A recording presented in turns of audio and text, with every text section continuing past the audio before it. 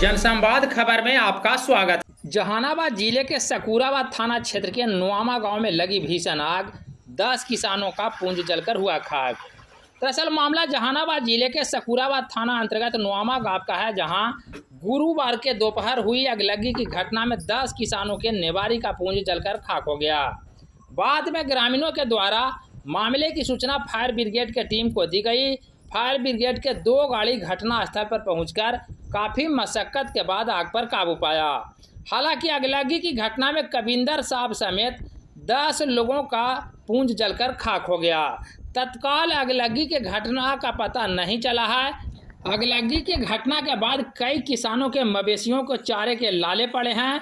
इस सिलसिले में किसानों का बताना है कि नेवारी के पुंज जल जाने के कारण अब उनके मवेशियों को खाने को लेकर कुछ नहीं बचा है।